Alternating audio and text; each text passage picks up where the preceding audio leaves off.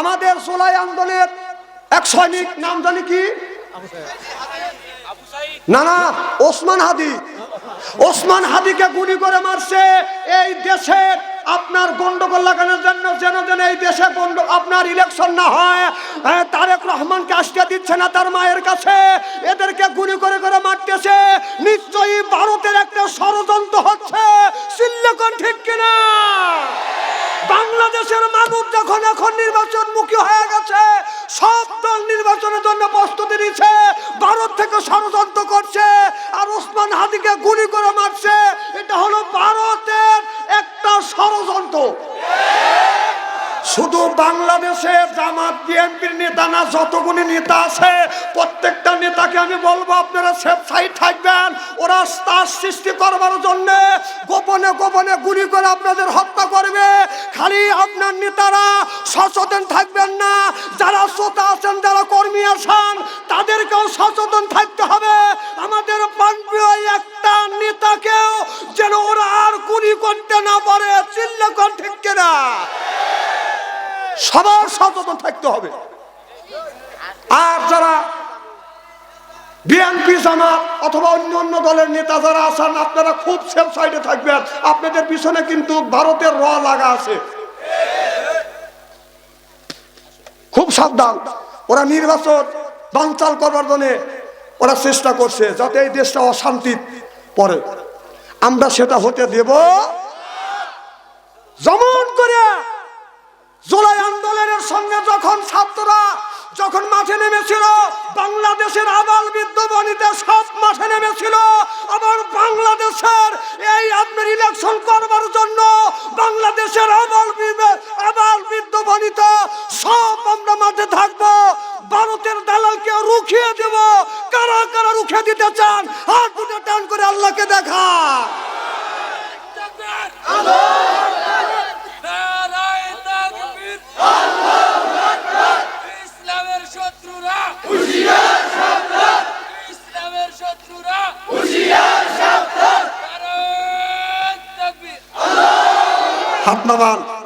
খুব সতর্ক থাকবে।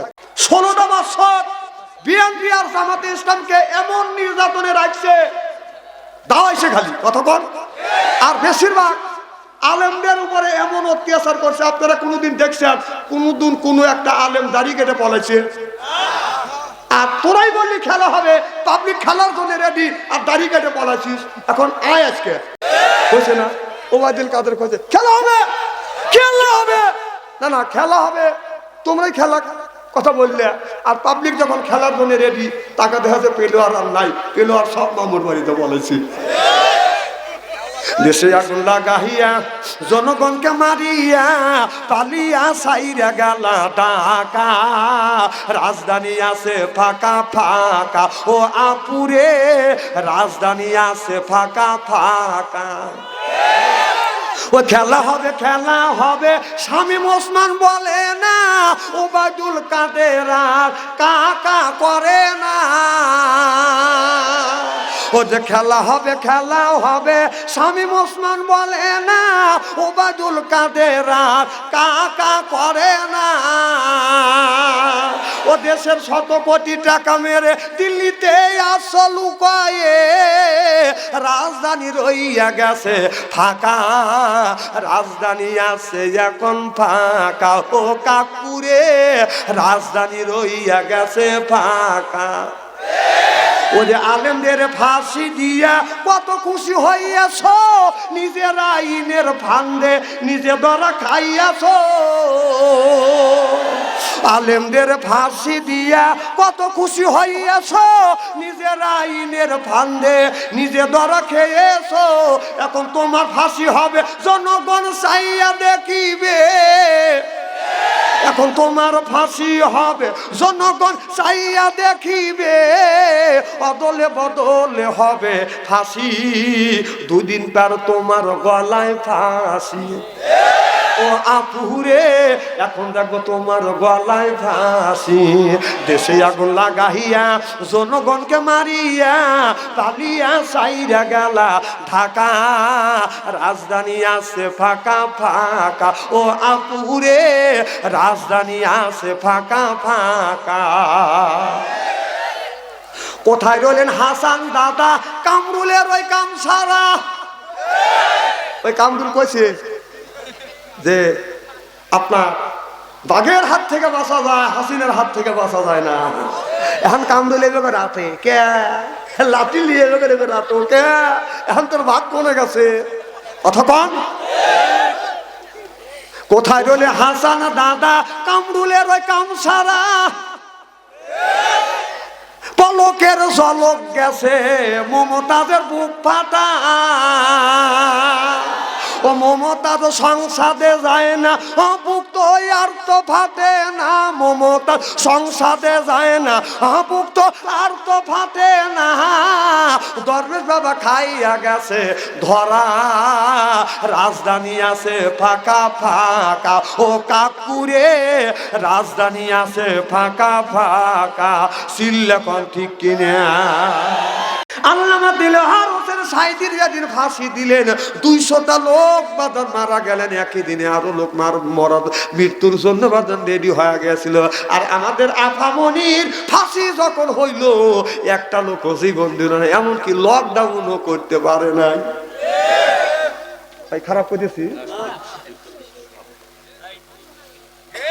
এজন্য মানুষের ভালোবাসা নেওয়া শিখতে হবে। উনি ভালোবাসা নিয়েছে জোর করে। আল্লামা সাঈদী কোরআনের পাখি মারা গেলেন, তাকে ফাঁসির রায় দিলেন, মারা যায় নাই, ফাঁসির রায় দিলেন। 200 লোক জীবন দিছে একদিনে, তারা 200 লোক জীবন দিছে। তোমার জন্য তো একটা লোক জীবন তো দূরের কথা, লকডাউনে মাঠেই তো নামে নাই। কে তোমার কত ভালোবাসে। আবার মাঝে মধ্যে কয়, আবার এই যে এই ডিসেম্বরের 13 তারিখে বিলে আসতেছে, আর 13 তারিখ তো চলে গেছে, আর 14 তারিখ ওই পর্যন্ত।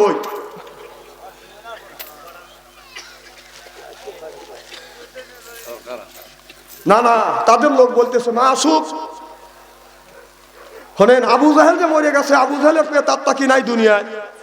কথা কয় না রে। তা আপনি ভাবছেন যে হাসিনা চলে গেছে তার ওর কি প্রেতাত্মা নাই? কে ওগুলো আছে, ওরা টুকু মেরে রয়েছে। তবে একটা কথা শোনেন, এখন অস্ত্রভাবে মারবে আর গুলি করবে, এরকম সন্ত্রাস সৃষ্টি করবে এই দেশে। আপনারা সচেতন থাকবেন। হয়তো আমাকেও গুলি করতে পারে, আমি আপনাদের কুড়িগ্রাম জেলার থেকে যাইতেও পারি, নাও পারি। তবে আমরা বাড়ি থেকে বিদায় নিয়ে আমাদের এই জীবন ফি সাবিলিল্লাহ আল্লাহর হাতে দিয়েই আপনাদের কুড়িগ্রাম জেলায় আসছি। আপনার মরণের ভয় দেখে আমার লাভ নাই। আমি ওই রকম কাপুরুষ না যে আমি দিল্লি যাম আমার বাড়ি পালাবো। এটা আমার মায়ের দেশ, এটা আমার বাবার দেশ। আমার যদি মৃত্যু হয় এই দেশেই মৃত্যু হবে, কবর হলে এই দেশেই কবর হবে। দিল্লি আমার কবর হবে না। কতক্ষণ না কে আজ সমাজের মধ্যে কোরআনের আইন আর কোরআনের রাজ কায়েম নাই বলে স্বামী স্ত্রীর কলহ, ভাইয়ে ভাইয়ে দ্বন্দ্ব, পাড়া প্রতিবেশী নাই মিল, এইটা নিয়ে হয় মামলা মোকদ্দমা জজকোর্ট হাইকোর্ট সিভিল কোর্ট দেখেন আসে বর্ষা কত বানি। এক গ্রাম থেকে আর এক গ্রামে যাইতে লাগে টানাটানি। বাংলার কিছু নারীরা নামাজ পড়ে না, আমি বাচ্চারি ভালো করে জানি।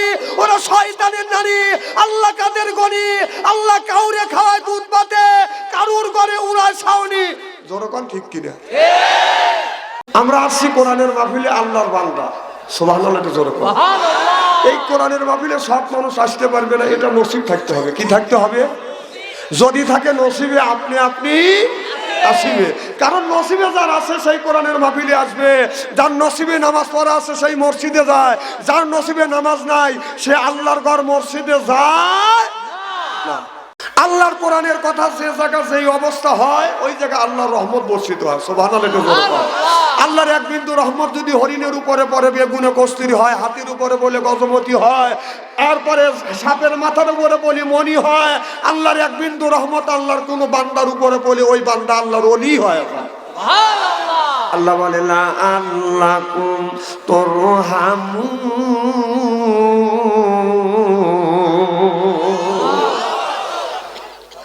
বলে দুনিয়ার মানুষেরা যেই জায়গায় যেই অবস্থা আল্লাহর কোরআনের কথা হয়, ওই জায়গা তোমরা নীরবে বসে বসে শ্রবণ করবে, ওঠা বসা করা যাবে না, নড়াচড়া করা যাবে না। আপনারা শুধু আমার চেহারার দিকে চা থাকবেন। আমার মাহফিলে আসতে 3টা কাজ করা লাগবে। 1 নাম্বার নীরবে বসে থাকতে হবে, 2 নাম্বার আমার চেহারার দিকে চা থাকতে হবে, 3 নাম্বার ওঠা বসা বাদাম করা যাবে না। আমার ভাইরা আমার, আল্লাহ এই কথাটাই বললেন, লা আল্লাকুম তুরহামুন।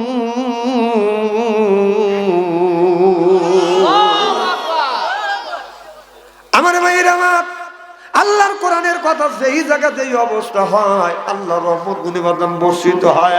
আমরা সকলেই আল্লাহর রহমতের প্রত্যাশা নিয়ে বাদান বসে আছি। আমরা কোরআনের মাহফিলের মধ্যে আছি আল্লাহর বান্দা, আর করব না কোনো রকমের দান্দা। কোরআনের সাথেই থাকবো আমরা বান্দা, এই জন্য হয়ে গেছে আমরা আল্লাহর বান্দা। সুবহানাল্লাহ বললেন না? এই কোরআনের মাহফিলের মধ্যে আমরা যারা আছি আল্লাহর বান্দি, আর করব না কোনোদিন স্বামীর সাথে বন্দি। কোরআন হাদিসের কথা শুনে বাড়ি চলে যাব হইয়া আল্লাহর খাঁটি বান্দি। আল্লাহ কয়, বান্দারে কোরআন শরীফ ধর, বসে বসে পড়, তারপরে তুই মর। আমি আল্লাহ তুই কি তোমাদের পর কিয়ামতের ময়দানে আমি আল্লাহ তোমাদের বানা দিব হুর পরিদের বর। সুবহানাল্লাহ বললাম না? এই জন্য কোরআন শরীফ দড়ি বাঁধান বসে বসে পড়ি। মুখে যদি রাখতে পারি দাড়ি, ছাড়িয়া দিতে পারি নির্বাচনের সিগারেট আর বিড়ি। আল্লাহ কয়, বেহেশতে দিব আমি, পাও টিপে দিবে হুরিয়া নুরি, খুলি ফি ইবাদি। আল্লাহ বললেন, ও দুনিয়ার মানুষেরা, তোমরা সঠিক ভাবে যদি নবীর তরিকা অনুযায়ী যদি তোমরা ইবাদত করতে পারো, আল্লাহ বলে ওয়াদখুলি জান্নাতি। আল্লাহ বলে, ও দুনিয়ার মানুষেরা, ইবাদত করবে তুমি আর জান্নাত দিব আমি। একটা মানুষ যখন জান্নাতে যাবে, আদর করতে করতে আল্লাহ জান্নাতে নিয়ে যাবে। ও বাদান, আপনার বাড়ি আমার বাড়ি যদি আসে বাদান মেহমান, মেহমান পাইলে করি বাদান আদর, এরপরে পাইলে দিই বিদেশি চাদর। মেহমানও মনে করে হায়রে আমার কদর, এরপরে আনে খানা, একটাও তো ডাকনা ছাড়া না। খাবারের পরে দেয় বাদান দই, খায়া তো বাদান হইসই, তারপরে খায় পেপসি কোকো কোলা, খায়া তো মনের মধ্যে দেয় দোলা, তারপরে খায় একটা পান, খায়া তো মনের মধ্যে আসে বাদান গুনগুনানি গান, তারপরে খাই এক কাবলা হাকিমপুরি জর্দা, শরীর তার গামিয়া যায়, বুঝায় আমি বড় মর্দা। আমার ভাইয়ের, আমার মুসলমান ভাইয়ের, আল্লাহর হাবিবের উম্মতেরা, ভালো করে লক্ষ্য করে শুনুন। আমরা কোরআনের মাহফিলের মধ্যে আসছি, আর কোরআনের কথা শুনবো, আল্লাহর কথা শুনবো, রসুলের কথা শুনবো। আল্লাহ নবীর কথা শুনিয়া তত অনুযায়ী যদি আমল করতে পারি, তাহলে কিয়ামতের ময়দানে আমরা জান্নাতি হয়ে যাব, আল্লাহর জান্নাতে চলে যাব। আল্লাহর জান্নাত যাইতে চাইলে বাদান 1 নাম্বার নামাজ পড়া লাগবে। আল্লাহ বলে, ইন্নাল্লাযিনা আমানু, ইন্না মানে নিশ্চয়ই আল্লাযিনা যে যারা ঈমান আনবে ওই আল্লাহর উপরে, ওয়া আমিলু সলিহাত, আর যারা নেক কাজ করবে। 1 নাম্বার ঈমান, আর 2 নাম্বার নেক কাজ করবে। আল্লাহ বলে, কান্নাতুল্লাহুম জান্নাতুল ফিরদাউস নুজুলা। জোরে কোন আল্লাহু আকবার। আমার ভাইরা আমার, তাহলে আল্লাহর জান্নাতে যদি যেতে চান, সর্বপ্রথম নামাজ পড়া লাগবে। নামাজের মধ্যে নামাজ পড়লে বাদান ইন্না সালাতা তানহা আনিল ফাহশাই ওয়াল মুনকার। নামাজ পড়লে অন্যায় অশ্লীল কাজ থেকে এই মানুষটাকে নামাজ বাদান ফিরিয়ে আনে। নামাজ পড়বার পরে লোকটা যদি মিথ্যা কথা বন্ধ না দেয়, নামাজ পড়বার পরে লোকটা যদি আপনার সুদ খাওয়া বন্ধ না দেয়, নামাজ পড়বার পরে ওই মানুষটা যদি আপনার লয়তানি শয়তানি করা যদি বন্ধ না দেয়, বুঝতে হবে এই নামাজ কাঙ্ক্ষিত মানের নামাজ হচ্ছে না। রাসূল বললেন, সাল্লু কামা রাআইতুমু উসাল্লি, ওইভাবে নামাজ পড়ো। আমি নবী আমাকে যেইভাবে নামাজ পড়তে দেখছো এইভাবে তোমরা যদি নামাজ পড়ো, এই নামাজ আল্লাহ পর্যন্ত পৌঁছে যাবে। সিল্লাকান মারহামা। যারা নামাজ পড়ে না ওরা শয়তানের নানা, যারা নামাজ পড়ে না ওরা শয়তানের নানা। এবার আসুক কবরে আল্লাহ মজা দেখাইবে। যারা বেনামাজি ওরা পাজির পাজি, যারা বেনাম, বড় বড় চোখ করে তাকাইছি। না না, আপনি নামাজ পড়েন এটাকে আমি দেখছি নাকি? বড় বড় চোখ দেখে আমি ভাবতেছি বাবা,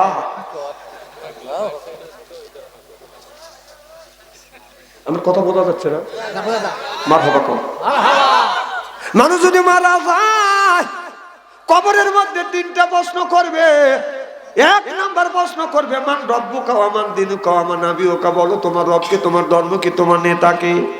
আপনি যদি বলে রব মানে আল্লাহ, দিন হলো ইসলাম, আর নেতা হলো মুহাম্মদুর রাসূলুল্লাহ সাল্লাল্লাহু আলাইহি ওয়াসাল্লাম, আপনি তিনটে কথা ক্লিয়ার ভাবে বলে দিলেন, ফেরেশতারা বলবে তোমরা এই গুণে কোথায় পাইছো? তখন জবাব দিতে হবে আমরা পেয়েছি আল্লাহর কোরআন থেকে।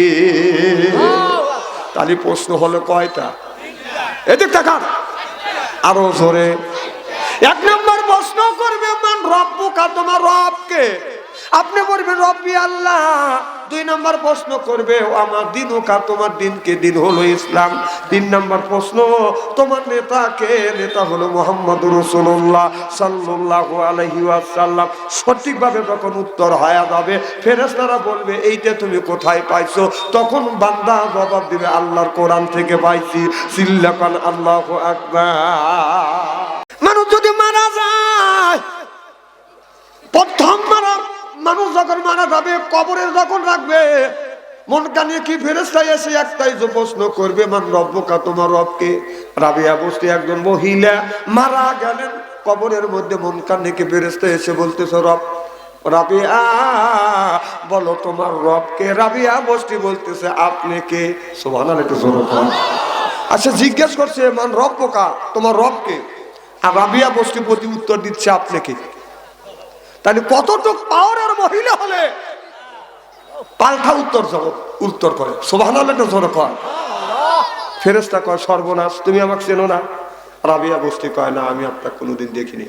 চেনবো কেমনি? না দেখলে কি চেনা যায়? কথা কয় না, চেনা যায়? আগে দেখতে হবে তারপরে চেনা যাবে। তা আমি আপনাকে কোনদিন দেখি নেই, চেনবো কি? আমি হচ্ছে মন কানে কি ফেরেশতা, আমি তোমার কবরের সলজবের জন্য আসছি। ও আপনি মন কানে কি ফেরেশতা, আমি আপনাকে কোনোদিন দেখিনি। আপনারা কি মন কানে কি ফেরেশতা দেখছেন? আমি দেখিনি। যারা কথা বললো না তারা মনে হয় দেখছে। কি কোন দেখছে? আমি দেখিনি, পড়ছি আর শুনছি। রাবিয়া বসতি বললেন রে ফেরেশতা, কি জন্য তুমি আমার কবরে আসছো? এবার ফেরেশতা বলে রাবিয়া আমি আসছি তোমার কবরের সলজবের জন্য, বলো তোমার রব কে? রাবিয়া বসতি বললেন আমি যদি বলি রব আমার আল্লাহ, আর আল্লাহ যদি বলে রাবিয়া বসতি আমার বান্দি না, অতএব আমার আল্লাহর কাছে জিজ্ঞাসা করে দেখো আমি রাবিয়া আমার আল্লাহর কি হই। সিল্লাকান আল্লাহু আকবার। রাবিয়া বলতেছে আমি যদি বলি রব আমার আল্লাহ, আর আল্লাহ যদি বলে রাবিয়া বসতি আমার বান্দি না, তাহলে কি খাওয়া আছে? কথা কন কিভাবে কি শীত দেখে খাওয়া নাই? জোরকন খাওয়া আছে আমার ভাইয়ের। আমার রাবিয়া বললেন আমি যদি বলি রব আমার আল্লাহ, আল্লাহ যদি বলে রাবিয়া বস্তিকে আমি চিনি না, রাবিয়া বস্তি আমার বান্দি না, তাহলে তো অবস্থা ভয়াবহ হবে। অতএব আল্লাহর কাছে জিজ্ঞেস করো আমি রাবিয়া আমার আল্লাহর কি হইছিল। আল্লাহু আকবার। আল্লাহ আল্লাহ মিকুনা শামসু কামা, আল্লাহ আল্লাহ মিকুনা আরদু জামা, আনতুম আওলানা বাস্তুম মুসলিম কিসান হায়, আনতুম আওলানা বাস্তুম মুসলিম হোতা কাম হায়। সিল্লাকান আল্লাহু আকবার। এবার রাবিয়া কথার বলার পর এবার মন কানে কি ফেরেশতা আল্লাহর কাছে বলে মওলা জীবনে বহুত নারী পুরুষের কবরের সলজব নিয়েছে, এইরকম মহিলা তো কোনোদিন দেখি নাই। আল্লাহ গো এই মেয়েটাকে। আল্লাহ ডেকে ডেকে বলতেছে ফেরেশতা উঠে আয়া, আমার রাবিয়ার কবর থেকে উঠে আয়া। আমি আল্লাহ জানি আমার রাবিয়া আমার কেমন প্রেমিক। আমার রাবিয়া আমি আল্লাহ আমাকে পাওয়ার জন্য সারা রাত জেগে জেগে ইবাদত করছে। আমি আল্লাহ আমাকে পাওয়ার জন্য বন্দেগী করছে। এমন কি রাবিয়া আপনার ইবাদতে ডিস্টার্ব হবে বিলাই চোখে যখন ইবাদত করতে করতে যখন তন্দা আছে ঘুম আছে ঝুমিয়া পড়ে রাবিয়া বস্তি বলে চোখে ঘুমাছিস না আমার ইবাদতে তুই ডিস্টার্ব করবি রে চোখ আমি আল্লাহর ইবাদত করতেছি তুই আমার সাথে ডিস্টার্ব করলি রাবিয়া তখন কি করলেন চোখ বাঁধান ঘুম মানে না ঘুম কিন্তু বাঁধান চোখকে ছাড়ে না আপনার ওই ঘুম চোখটাকে বাঁধান ধরছে এবার রাবিয়া বলে চোখ রে আমার ইবাদতে ডিস্টার্ব করবি দেখ আমি তোর সাথে কি ব্যবহার করি এবার রাবিয়া চুলের সাথে রশি বাঁধিয়া গড়ের আড়ানার সাথে দন্নার সাথে তীরের সাথে বাঁধান বেঁধে রাখছে রাবিয়া বস্তি বাঁধান ইবাদত করতে করতে চোখে যখন তন্দা আসে অমনি বাঁধান ঝুমিয়া পড়ে চুলে টান লাগে আর চুলে টান যখন লাগে অমনি ঘুম ভাঙিয়া যায় রাবিয়া বস্তি বললে চোখ রে ঘুম আসিস না ওই দিন আরামে ঘুমাবি যেদিন ওই মাটির কবরে যাবি চিল্লা কান আল্লাহু আকবার আশিকে আল্লাহ মাসুকে মুহাম্মদ আশিকে আল্লাহ মাসুকে মুহাম্মদ জামালে খোদা কামালে মুহাম্মদ চিল্লা বলুন আল্লাহু আকবার এ ফেরেশতা আমার রাবিয়া সারা রাত জেগে জেগে আমি আল্লাহ আমার ইবাদত করছি আর আমাদের ঘরে ঘরে যে একটা করে রাবিয়া রয়া গেছে এই রাবিয়া সারা রাত জায়গা জায়গা খালি বাদান মোবাইল ফোন দেখে জোরো কন ঠিক কিনে শুধু রাবিয়া না আমাদের দেশের রাবিয়া শুধু মোবাইল দেখে না আমাদের দেশের হাসান বস্তির নামে কিছু যুবক আছে ওরা বাদান মোবাইল ফোন দেখে প্রেমপ্রীতির জ্বালা মোবাইলের মেলা এখন আর চিঠি লেখা লাগে না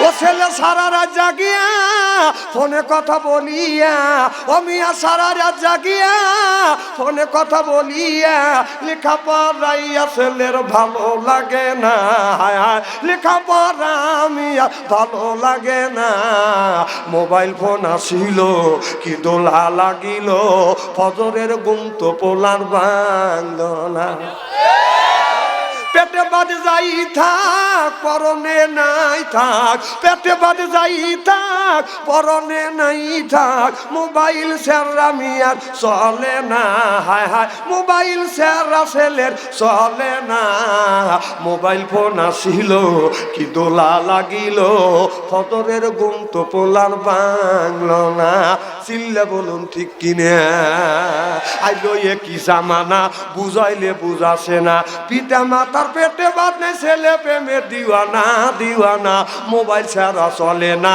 মায়ে বলে রব্বানা বাবাই বলে সালাম না আল্লাহ বলে শুনলাম না বাইরে গেল যন্ত্রণা জোরকন ঠিক কিনে নারায়ে তাকবীর পিছন থেকে বলতে আল্লাহু আকবার বেটা ছাল পাইছি একটা আপনারা বেটা ছাল না পুরুষ পুরুষ নারে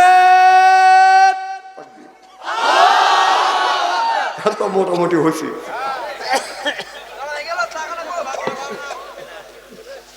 কি ভাই খুব রাগ করতেছেন আমি যদি এইভাবে ঘন্টাখানি আলোচনা করি শোনার জন্য রাজি আছেন তো আচ্ছা হাত তুলে দেখান তো দেখি রাগ করবেন কারা কারা না না যারা হাত তুলছেন মোহাব্বতে তুলছেন হুজুর তুলছে তাই আর যারা তোলেন নাই বুঝে তোলেন নাই অতএব দুই দলই ঠিক আছে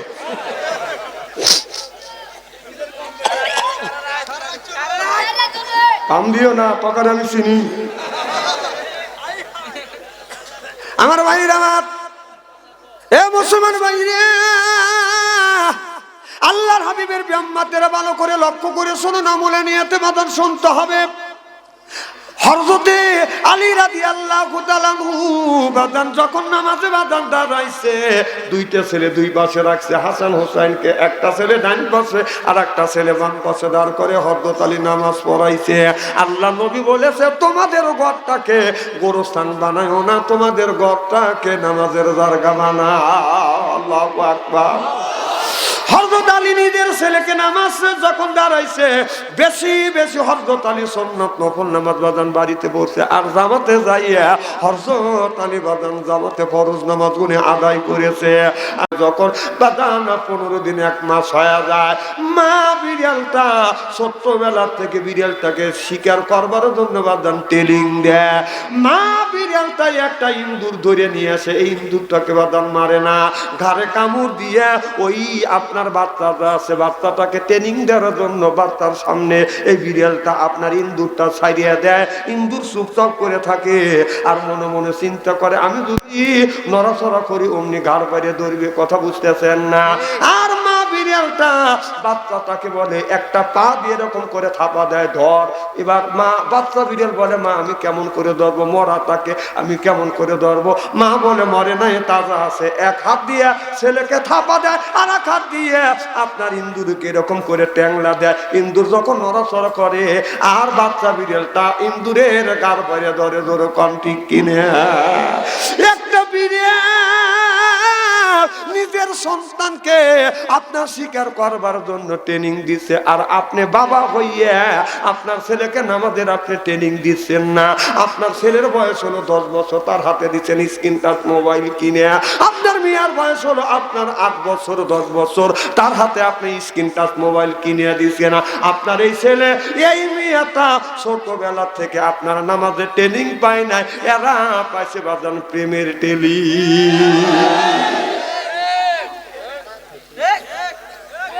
আরে যদি একটা কথা যদি অবাস্তব বলি, কোরআন হাদিসের বাইরে কথা বলবো না, বাস্তবের সাথে মিল করিয়ে স্ত্রী করে ধুয়ে যাবো। আজ কুড়িগ্রাম হয় কুড়িগ্রাম আসবো, না হয় না আসবো।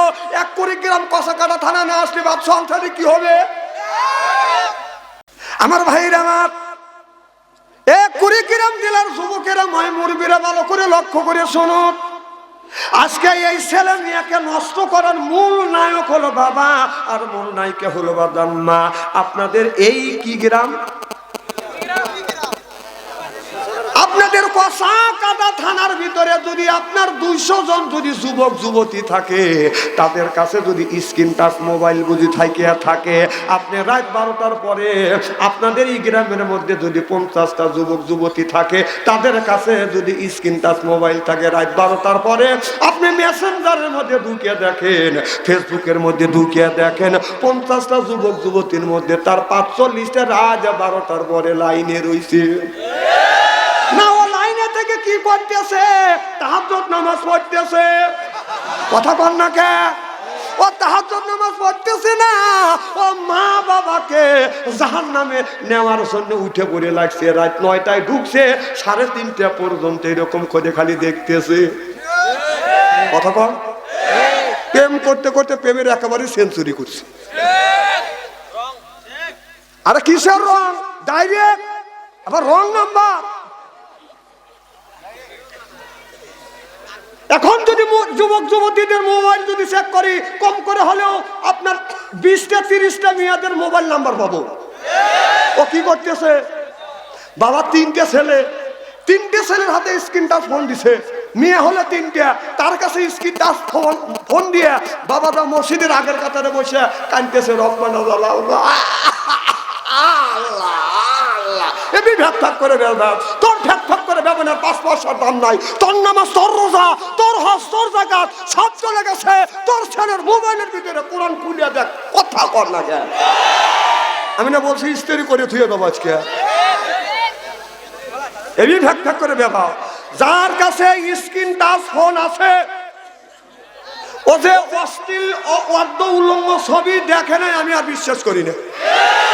সে যত বড় আলেম হোক আর মুফতি হোক, আমি এক পীর সাহেব বললাম, আপনি একজন পীর মানুষ, আপনি মানুষকে বুঝাইয়া জান্নাতের পথ দেখাবেন আর জাহান্নামের পথ এটা যাওয়া যাবে না, এইটা দেখাবেন। আপনার হাতে টাচ ফোন কেন? কয় যে আমি আল্লাহর ওলি। তুমি আল্লাহর ওলি না, তুই আল্লাহর শয়তান। কারণ পীর সাহেবের কাছে টাচ ফোন থাকতে পারে না। কারণ যত সেফ সাইড রাখবেন, মহিলার ছবি আসবেই, চোখের নজর পড়বেই, চোখের গুণ হবে। তা খালি গুণ না, জেনার গুণ হবে। জেনা করলে কি জেনা হয়? আমি সারা বাংলাদেশ ঘুরি বাটন ফোন নিয়ে। আর তুমি বিশ্বাস তোমার কোটি কোটি টাকা কামাই করো, লক্ষ লক্ষ মুরিদান আছে, আর তুমি টাচ ফোন নিয়ে দেখো। আমার কথা হলো যারা স্ক্রিন টাচ ফোন ব্যবহার করে ওরা অশ্লীল উলঙ্গ ল্যাংটা ছবি দেখে নাই, আমি আর বিশ্বাস করি না। কথা ইস্তেরি করে থুয়ে দেবো আমি না বলছি। আমার কাছে টাচ ফোন নিয়ে আসে, দাঁড়ান, আমার কাছে টাচ ফোন নিয়ে আসে বড় মুবাশশিরগিরি দেখাবি, তোর সল একেবারে ফাটা ভালো হবে। তুই কোন নম্বরে মুবাশশির, আমি তো ভালো করে চিনি। ওই অধিক থাক, অধিক থাক। মহিলার ছবি আছে, চোখের মহিলার ছবি আসবে, চোখের চেনা হোক নেই বেটা। তুমি বুজুর্গ হয়েছে তাই না? আমার কাছে আসবি দিয়েছে দেখছিস, তার ফোন তুই আমার কাছে আসিস বেটা। তুই কয় নম্বরে হুজুর কিয়ামতের ময়দানে দেখবো?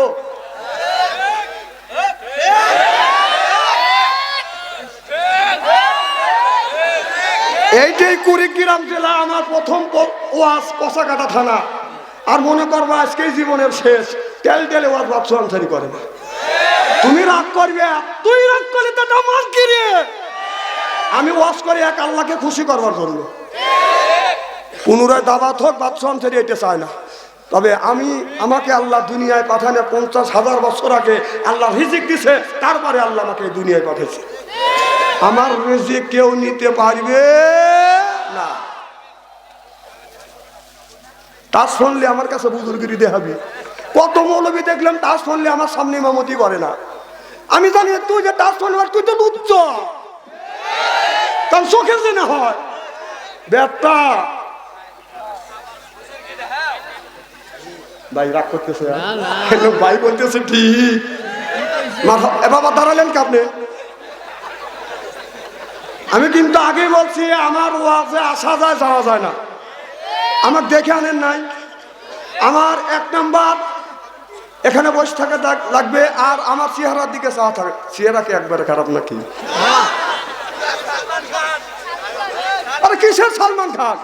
ওনা একটুখানি মানুষ। আমি যদি এরকম টান হই, ওর ঠ্যাঙের নিচ দিয়ে যা বলবে অটেন সাপ, আমি বলবো ওকে ওরে বাপরে বাপ, আমি চিনি না। আচ্ছা বাদান না, ওগুলি দাঁড়ানোর লোক, দাঁড়ানোর লোক জীবনে বসবে না। দেখেন লোকগুলি আমি তারা কিভাবে, বাবা বসো, ওই দেখেন কিছু লোক চলে যাবে। দেখেন, কারণ ওরা আছে টাইট প্যান্ট পরে আছে, ওই প্যান্ট পরে যে বসবে, যেই বসবে ওবে পিছনে কিছু দেখা যাবে। আমি মানুষ চিনি তো। শোনেন, এই ওয়াজের বয়স একেবারে কম না, 32 বছর এই মাঠে। একবার ভেলু মনে করেন না। এই হাত দিয়ে কত মানুষের জানাজার নামাজ পড়াইছি, মাটি দিছি, গোসল করাইছি, চ্যাংরা মানুষ বুড়ো হয়ে গেছি। আর নাই 200 বছর বেঁচে থাকবো। এই যে হাসি দেউড়ো দিল। আগেকার মানুষ 4000 বছর, 4500 বছর, 5000 বছর, 900 বছর, 200 বছর তো বছরই না। আল্লাহ যদি 200 বছর আমাকে হায়াত দেয়, আপনাদের অসুবিধা আছে? অসুবিধা থাকে তাহলে থাক।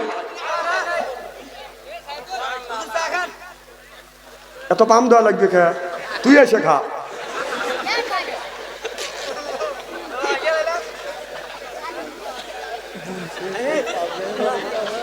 মারহাবাদ তো জোরে পড়।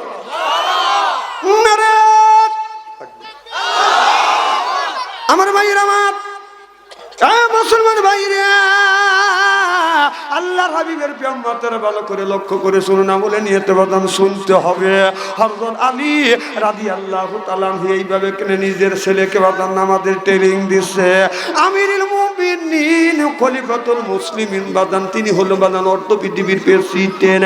আমি ওই দিকে বাদান যেতে চাচ্ছি না। আল্লাহ কিন্তু এই জায়গা বলতেছে ইন্নাল্লাযিনা আমানু, ইন্না মানে নিশ্চয়ই আল্লাযিনা সিবাজাহারা ঈমান আনবে ওই আল্লাহর উপরে, ও আমিলুস সলিহাত, আর যারা নেক কাজ করবে।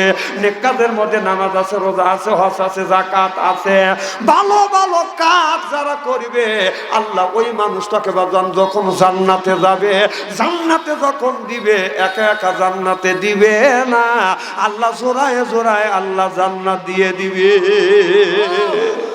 জোড়ায় জোড়ায় আল্লাহ পাঠাইছে সিঙ্গেল জান্নাতে দিবে না, জোড়ায় জোড়ায় আল্লাহ বাজান জান্নাতে দিবে। ও বাজান, আপনি যখন আপনার একটা কাজ করবেন, আল্লাহর ইবাদত যখন করবেন, বন্দেগী যখন করবেন, আল্লাহ যখন জান্নাতে দিবে, ওই মানুষটা যখন জান্নাতে যাবে 70,000 হুর আসবে রিসিপশন করে বাজান জান্নাতে যখন নিয়ে যাবে 70,000 হুর আসবে। এদিক টাকা দেখেন নাই, ওই ধরনের টাকা রয়েছে, প্যান্ট পরে লুঙ্গি পরে রয়েছে, তুমি বুঝো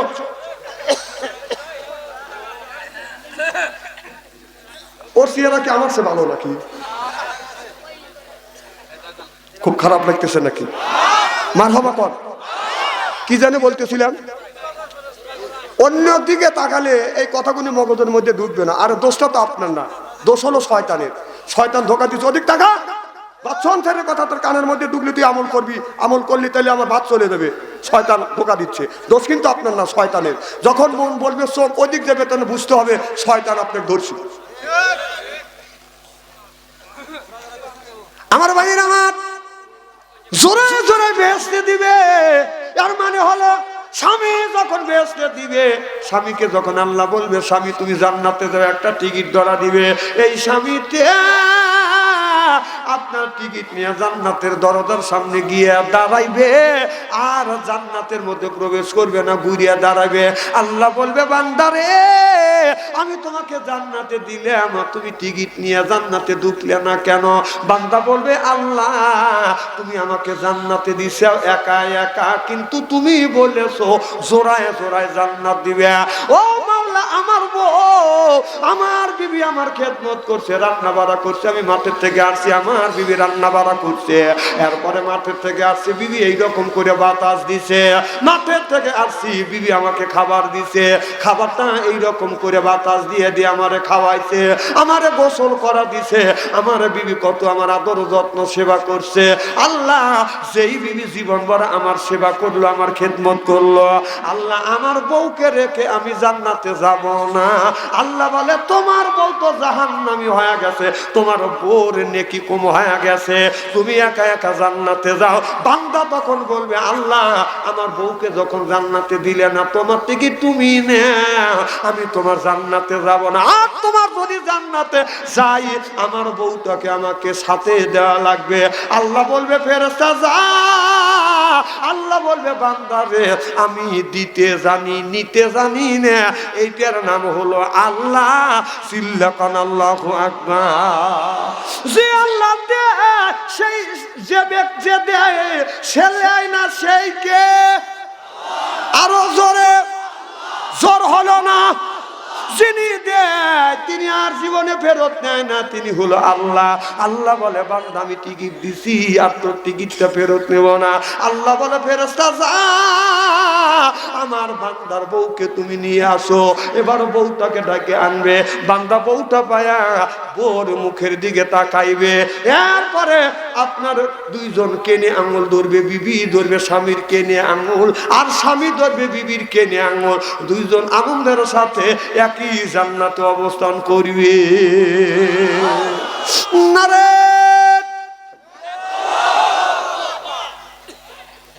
যখন মহিলাকে আল্লাহ জান্নাতে দিবে, রে মহিলা জান্নাতে যাও, মহিলা জান্নাতের টিকিটও নিবে, জান্নাতের দরজার কাছে যাইয়া সামনে যাইয়া বুঝিয়া দাঁড়াইবে। আল্লাহ কয় বান্দি তুমি জান্নাতে যাচ্ছ না কে? বান্দি বলবে আল্লাহ তুমি না বলেছো জোড়ায় জোড়ায় জান্নাতে দিবে। আল্লাহ কয় জোড়াকে? বলে আমার স্বামী আমাকে খানা পিনা করাইছে, আমার জন্য আমার স্বামী আমার জন্য কত কষ্ট করেছে, চুনু আনছে, পাউডার আনছে, এরপরে কাপড় দিছে, আমার খেদমত করছে, অসুখ হলে রোগের চিকিৎসা করছে, পেটের জন্য পেটের খাবার পর্যন্ত দিছে। আমার যে স্বামী আমাকে বলে নাই আল্লাহ আজ আমি তোমার জান্নাতের টিকিট পাইয়া আমি আমার স্বামীকে বলবো না জান্নাতে যদি যাই আমার স্বামীকে নিয়ে আমি জান্নাতে যাব। ও আল্লাহ আমার স্বামীকে যদি না দেওয়া আমি তোমার জান্নাতে যাব না, তোমার টিকিটটা তুমি নাও। আল্লাহ কয় বান্দারে বান্দিরে আমি দিতে জানি নিতে জানি না। আল্লাহ কয় দে বান্দি তোমার স্বামীর যদি আমল কম হয়, তোমার এই আমলের বিনিময় আর তোমার দাবির বিনিময় আমি আল্লাহ তোমার স্বামীর সব গুনাহ মাফ করে দিলাম, দুইজনকে একই সাথে জান্নাতে যার হুকুম দিয়ে দিলাম। বউ যে মারেন, হ্যাঁ বউ মারা হারাম, খবরদার বউ মারবেন না। মা বোনের আজকে ওয়া শুনে বলবি না, হারে এত সুন্দর সোনার মৌলবি কোনে আছে হুজুর, আমারও বলে দাম নাই, সব বোন আছে রে চুল ধরে ধরে পেটে, ভালো করে বুঝো। আমার ভাইয়ের, আমার মুসলমান ভাইয়ের, আল্লাহর হাবিবের বিউম্মতেরা ভালো করে লক্ষ্য করে শোনো। আল্লাহ বলে ইন্নাল্লাযিনা আমানু, ইন্না মানে নিশ্চয়ই আল্লাযিনা সিবাযাহারা, ঈমান আনবে ওই আল্লাহর উপরে, ওয়া আমিলুস সলিহাত, আর যারা নেক কাজ করবে, নেক কাজের মধ্যে নামাজ আছে, রোজা আছে, যাকাত আছে, হজ আছে, কুরবানি আছে। তাহলে আল্লাহ নামাজের কথাও বলেছে 82 জায়গা। কোন জ্ঞানে নামাজ ছাড়ে দিয়া মাথায় রাখছো বড় বড় চুল, ওই লোকটা করে বলো, পরনে হলো পাটের ছালা, হাতে হলো লোহার বালা, গলায় হলো পুতির মালা। আমি হিসাব করে দেখলাম ওই লোকটা অরিজিনাল শয়তানের শালা। নামাজ নাই, রোজা নাই, হজ নাই, যাকাত নাই, খালি বান্দারি গজল গায়। খাসার ভিতর অসেন পাখি ঢুকলো কিভাবে, খাসার ভিতর অসেন পাখি ঢুকলো কিভাবে, মুর্শিদকে খাওয়াইলে সানা পাখি কি খাবে, হায়া মুর্শিদ খাইলে মা কোন সানা, পাখির তো খাওয়া হইল না, মুর্শিদকে খাওয়াইলে সানা পাখি কি খাবে, পাখি গু খাবে তো তোর কি। তাকে বলে বেশি বেশি করে নামাজ পড়ো, বেশি বেশি করে রোজা রাখো, বেশি বেশি করে জিকির করো। রাসূল বললেন কুল্লু সাইয়্যিন সেকালাতুল কলবি যিকরুল্লাহ, বেশি বেশি করে জিকির করলে কলবের ময়লা পরিষ্কার করে দিবে কে? এই যে চাদরে যদি ময়লা বাড়ে, সাবান সোডা দিয়ে ধৌত করলে সেটা পরিষ্কার হয়। শরীরে যদি ময়লা ধরে, আপনার সাবান দিয়ে দলন দিলে বাদান পরিষ্কার হয়। অন্তরের মধ্যে যদি ময়লা ধরে, কি দিয়ে আপনি পরিষ্কার করবেন? মনে বাবলা পাতার দাগ লেগেছে, মনে বাবলা পাতার দাগ লেগেছে, ধুইলে কি যায় সাবানে সাবানে, মনের ময়লা মুজিবে কেমনে, খাজলতে যায় না রে ধুলে, স্বভাব যায় না রে মলে, শিকার গন্ধ যাইবে কি ভাই, সুসর গন্ধ যাবে কি ভাই, গোলাপ জল দিলে মনের ময়লা মুজবে কেমনে। নবী বলে কুল্লু সাইয়্যিন সেকালাতুল কুলুবি যিকরুল্লাহ, বেশি বেশি করে জিকির করো, কলবের ময়লা পরিষ্কার করে দিবে আল্লাহ। চিল্লা কোন আল্লাহু আকবার, নারায়ে তাকবীর, আল কোরআনের আলো, নারে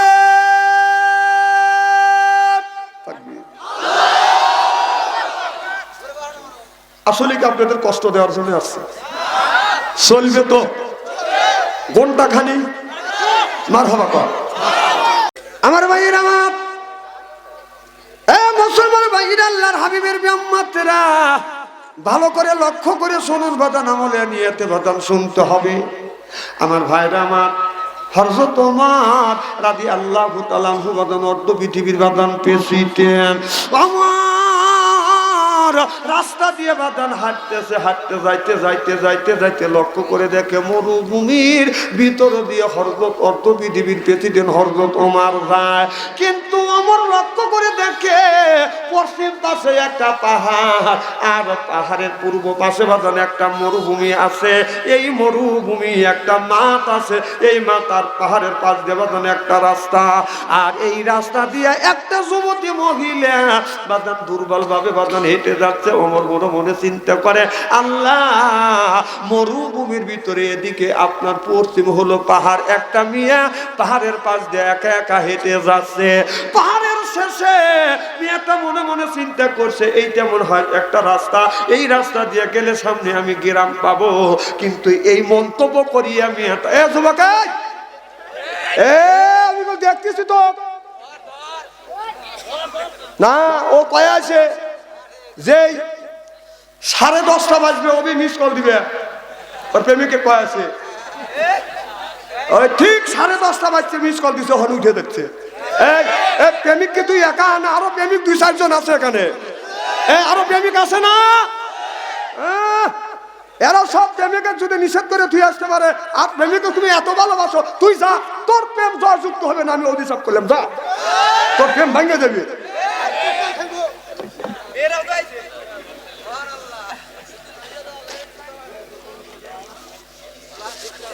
এই মোবাইল দেশ একবারে জাহান্নামে তার বন্তরে নিয়ে গেছে। মোবাইল মানে ওরই প্রেমিক আছে, আর এখানে কোনো প্রেমিক নাই কে? ও বহুক্ষণ ধরে উঠবুস করতেছে। আমি মনে হয় সোহকে দেখি কানা বক্তা আনছে নাকি, টাকা পয়সা দিয়ে আবুল কালাম আজাদরা। আমাদের ওখানেই ওরা কাজ কর্ম করে। এই বাবা কথা বলা যাবে না, এই এত কথা কাউকে। ও প্রেমে শাক খায় এসে পেছল পেটতেছে হেনে, তাই না? ও দাড়ি দিয়ে রাখাই তো কি রকম দাড়ি? ওটা কি আসলে ইসলামের দাড়ি নাকি? ও ব্যর্থ দাড়ি, ওগুলি খোসা খুঁজে দাঁড়িয়ে দেখছে আর বুঝ হয় যে আমরা ব্যর্থ হয়ে গেছে। ব্যর্থ খুঁজে পাবে না স্বার্থ। কথা কম না, ঠিক কিনা বলো? কি যেন বলতেছিলাম? আমার মেয়েদের দিকে লক্ষ্য করে দেখে, মেয়েটা পাহাড়ের উত্তর বা দক্ষিণ পাশে যাইয়া 4টে রাস্তা গেছে। মেয়েটা যতই সামনের দিকে অগ্রসর হয়েছে, ততই গ্রাম থেকে মেয়েটা দূরে সরিয়ে গেছে। আর মেয়েটা মনে মনে চিন্তা করতেছে, আল্লাহ একটু পরে তো আপনার সূর্য ডুবে যাবে, আমি এখন গ্রামের উদ্দেশ্য আছে, কিন্তু গ্রামটা আরো দূরে সরে গেছে। আল্লাহ আমি কোন দিকে যাব? 4টে রাস্তা। মেয়েটা একবার আপনার ডানে যায়, আবার ঘুরিয়ে আসে, আবার বামে যায় ঘুরিয়ে আসে, পিছনে যায় ঘুরিয়ে আসে, সামনে যায় ঘুরিয়ে আসে। আল্লাহ কোন রাস্তা দিয়ে যাব? এখন তো রাত হয়ে যাবে। আমার অর্ধ পৃথিবীর প্রেসিডেন্ট হরদ তোমার দূর থেকে এইটা অনুভব করছে। চিন্তা করিয়া ওমর মনে মনে চিন্তা করতেছে, মেয়েটা এইরকম করে কে? এবার হরদ পৃথিবীর প্রেসিডেন্ট হরদ তোমার মেয়েটার দিকে বাদান আগা যাচ্ছে। মেয়েটার দিকে যখন আগা যায়, আর মেয়েটা মনে মনে চিন্তা করতেছে, আল্লাহ একটা যুবক আমার দিকে আগা, সেই যুবকটা অনেক উঁচা। নবীর যত গুণী সাহাবী ছিলেন, সব সাহাবীর চাইতে হযরত ওমর হলো বাজান উঁচু, বড় বড় চোখ। যখন ওমর এই মেয়েটার দিকে আগাচ্ছে, মেয়েটা মনে মনে চিন্তা করতেছে, আল্লাহ যে যুবকটা আমার দিকে আগাচ্ছে, আমার গহনা যদি চিন্তায় করে চুরি করে, এটা আমার দুঃখ নাই। আল্লাহ আমার চরিত্র নামে যে আমার যে একটা চরিত্র আছে, আপনার গহনার চাইতে বেশি দামিয়া, আল্লাহ আমার এই চরিত্রটাকে তুমি হেফাজত করিও। একটা নারীর জীবনে সবচাইতে বড় সম্পদ হলো সতীর্থ সম্পদ। একটা পুরুষের জীবনে সবচাইতে বড় সম্পদ হলো বাদান সতীর্থ সম্পদ। টাকা যদি হারা যায় সেটাও বাদান পাওয়া যায়, দলিল হারা গেলে সেটাও পাওয়া যায়, সার্টিফিকেট যদি হারিয়ে ফেলে সেটা বাদান পাওয়া যায়। কোন যুবক যুবতী যদি একবার চরিত্র নামে সার্টিফিকেট বাদান আপনার হারিয়ে ফেলে, জীবন ভরা কাঁদতে কাঁদতে বাদান চরিত্র নামে সার্টিফিকেট ফিরত পাবে না। চিল্লাকন ঠিক কিনে? আর মেয়েদের চরিত্র নামে সার্টিফিকেট ধরে রাখবে কেমনে? রাস্তা দিয়ে যখন মেয়েরা যায়, পায়ে পরে হাই হিল করতেছে, কিলকিল টোটে লাগায় লুটকে যুবকের দেয় সিজে, এরপরে বোরখা সেরা চলে, পেটো খালি পিটো খালি। আমি হিসাব করে দেখলাম ওই মেয়েটা অরিজিনাল শয়তানের শালি। যুবকেরা দে হাতে তালি, চেনে না অলি গলি, জোরকন ঠিক কিনে? আমি কি বলার বগির কথা কইছি? এই রে বাংলাদেশে বুড়োরা পাজি রে। এই যে স্ত্রী হচ্ছে, তাও বুড়োরা জাত হচ্ছে না। গ্রামে গ্রামে স্টল আছে, আছে না? যেখানে যাওয়া যায় সেখানে স্টল। ওই বুড়ো কাজ থেকে অবসর পাইছে, ছেলে চাকরি করে, বিদেশ গেছে, টাকা পাঠায়, খায়। আর আসরের আগে মাপলাপ গায়ে দিয়ে টস লাইতে, ওই যে আসরের আগে যা স্টলে বসে, আসর পরে না, মাগরিব পরে না, ঈশা পরে না, খালি সাপিস খানার সাপনুরের ছবি দেখে। সে স্টলওয়ালা সারাদিন পরিশ্রম করছে, তা বাবা বাদ যাও, আমি দাবার বন্ধ করবো। করো বাবু, এই পর্ব দেহেলে লাগিয়ে গেছে, বই ছবি লেগে গেছে। দোকানদার রাগ করে দাবার বন্ধ করে যাচ্ছে, বুড়ো দুলতে দুলতে বাড়িতে গেছে। জাতি জাতি রাত বাজে 11:30, যা দেখা যায় বউ বাইক নেই। বউ কই গেছে? বই আব্দুল খালিকের বাড়ি যায়, স্টার জলসা দেখতেছে। ওই বুড়ারা বোক ডাকে ঢুকে নিয়ে এসে খানা পিনে করে সুতি মুতি রাত বাজে 12টা। বুড়ো সেই দক্ষিণ পাইলে মুখ দিয়া, বুড়ি সেই উত্তর পাইলে মুখ দিয়া। বুড়ো বুড়ির হক আদায় করে না, আর বুড়ি বুড়োর হক আদায় করে না। ওই যে ঘুম হয়, ফসরে মজ্জমের ঘুম ভাঙে যায়, পশু পাখির ঘুম ভাঙে যায়, কুত্তির ঘুম ভাঙে, ওই বুড়ো ওই বুড়ির ঘুম ভাঙে না। কথা কয় স্ত্রী করে থুয়ে যাবে। খেপা জানি নিও না বুড়োরা।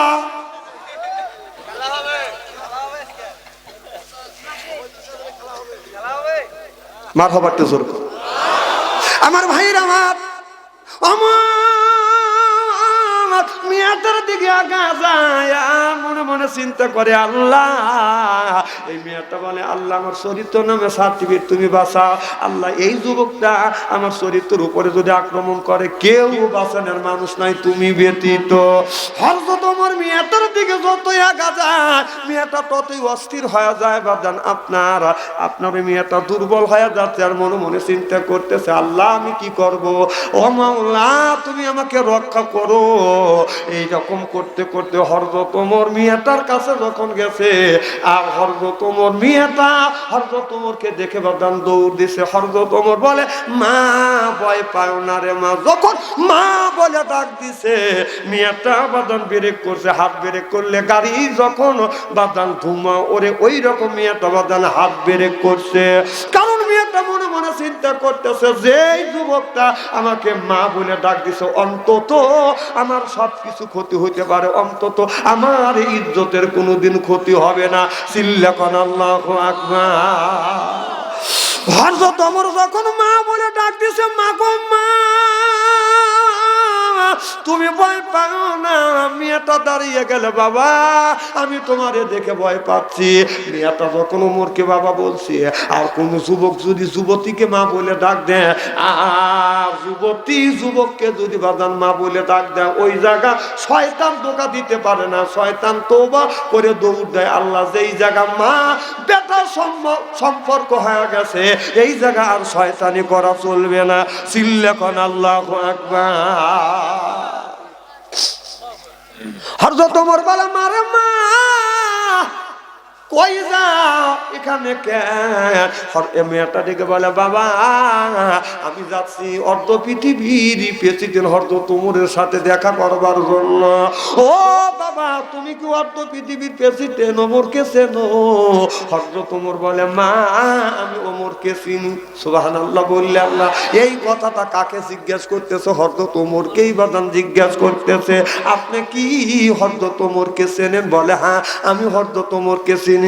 এবার মেয়েটা বলে বাবা আপনি যদি হযরত ওমরকে চেনেন, বাবা মেহেরবানি করি আপনি আমাকে হযরত ওমরের কাছে নিয়ে যান। এবার হযরত ওমর বলে মা যেই ওমরের তালাশ করতেছো তাকে এই দেখো, আমি হলাম অর্ধ পৃথিবীর প্রেসিডেন্ট, আমার নাম হলো হযরত ওমর। ওমর বলে তখন পরিচয় দিছে। মেয়েটা হযরত ওমরের দিকে তাকিয়ে আছে, এক দিয়ে তাকিয়ে আছে, আর গুনতেছে 1 2 3 4 5 এইভাবে 18 পর্যন্ত গুনে মেয়েটা স্তব্ধ হয়ে গেলেন। হযরত ওমর বলে মারে আমার দিকে তাকাইয়া 18 পর্যন্ত গুনে তুমি স্তব্ধ হয়ে গেল, কারণটা কি? মেয়েটা চোখের পানি ফেলে দিয়ে দিয়ে কান্দে, বাবা তুমি আমার সাথে মস্কারি করো না। ও বাবা আমি কিন্তু মদিনার মানুষ নয়, আমি মদিনার বাহিরের মানুষ বাবা, আমি আমি আমি মদিনার মানুষ নয়, আমি হলাম বাদশা কায়সারের নাতনি। বলে তুমি যদি বাদশার কায়সারের নাতনি হয় তোমার এই দুরবস্থা কেন? এবার মেয়েটা বলে বাবা হযরত ওমর রোম আর ভারত যখন দখল করছে, আমার বাপ দাদা চাচারা সব পালিয়ে গেছে, আর আমি পালাই নাই, তারা পালা চলে গেছে। আমি ওমরের সাথে সাক্ষাৎ করবার জন্য আসছি। বলে মারে তোমার বাপ দাদা সবাই পালিয়ে গেছে, তুমি কেন পালালে না? বলে আমি জেলের মধ্যে ছিলাম। বলে তুমি কায়সারের নাতনি হইয়া আর তুমি কেন জেলের মধ্যে? বলো হুজুর আমার বয়স যখন 12 বছর আমি কলমা পড়ে মুসলমান হয়েছি, আর মুসলমান হওয়ার কারণে আমার দাদা কায়সার আমাকে 12 থেকে 18 বছর বয়স পর্যন্ত আমাকে জেলের মধ্যে ভরে রাখছে। অর্ধ পৃথিবীর প্রেসিডেন্ট হযরত ওমর রোম পারস দখল করিয়া যখন বলেছে রোম পারসের মধ্যে যত জেলখানা আছে জেলের সব আসামিদেরকে আমি কয়াত করে দিলাম। জেল গেটের দরজা খোলা পাইয়ে যতক্ষণে আসামি ছিল সব আসামি যার যার বাড়ি চলে গেল। হুজুর আমি 2 দিন পর্যন্ত এই জেলখানার ভিতরে আমি ছিলাম। হুজুর জেলের মধ্যে থাকিয়া 2 দিন আর কোনো মানুষ জেলের মধ্যে নাই, আমি একা একা ছিলাম। হুজুর আমি এই জেল থেকে বের হইয়া এই পাহাড়ের পাশ দিয়ে এসে আমি মনে করেছি এই দিকে হেঁটে গেলে আগা গেলে আমি গ্রাম পাবো। হুজুর গ্রাম পাবো বলে এই মন্তব্য করিয়া ডান পাশে পাহাড় বাম পাশে মরুভূমি এই রাস্তা দিয়ে আমি চলে যাচ্ছি। হুজুর ও বাবা 3 দিন 3 রাত আমার পেটে কোনো খাবার না। বাবা 3 দিন 3 রাত পর্যন্ত আমার পেটে খাবার নাই। বাবা আমি হযরত ওমরের সাথে দেখা করতে চাই, আর তুমি বলতেছো হযরত ওমর, তুমি যদি হযরত ওমর হও অর্ধ পৃথিবীর প্রেসিডেন্ট যদি হও, ও বাবা তোমার শরীরে কেন 18 তালি আলা জামা?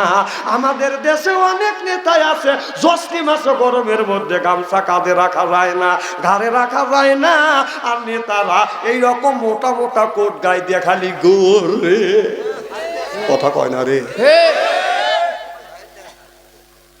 অর্ধ পৃথিবীর প্রেসিডেন্ট ওমর 18 তালিওয়ালা জামা গায়ে দিয়া যায়, আর আমাদের দেশের জব্দ যদি নেতা হয় জ্যৈষ্ঠ মাসে গরমের মধ্যে গায়ে বাঁধান গামছা রাখা যায় না, তারা কোট গায়ে দিয়ে ঘুরে, এই গিনে হলো নেতা।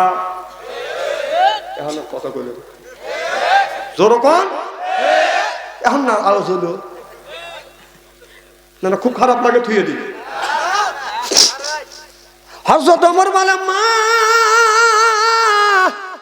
ওয়াল্লাহি ওয়াল্লাহি আল্লাহর কসম করে বললাম মা আমি হলাম অর্ধ পৃথিবীর প্রেসিডেন্ট, আমার নাম হলো ওমর। বলে বাবা আপনার নাম যদি ওমর হয় আর আপনি যদি অর্ধ পৃথিবীর প্রেসিডেন্ট হন, আপনার শরীরে আপনার গায়ের জামা কেন 18 তালি দেওয়া?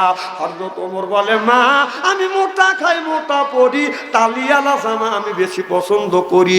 মানুষ যদি অসুখ হয় আমি রোগের চিকিৎসা করি, কেউ যদি বিপদে পড়ে আমি তাকে সহযোগিতা করি, সাহায্য করি, আর অন্যায় দেখলে আমি ওমর তার প্রতিবাদ করি।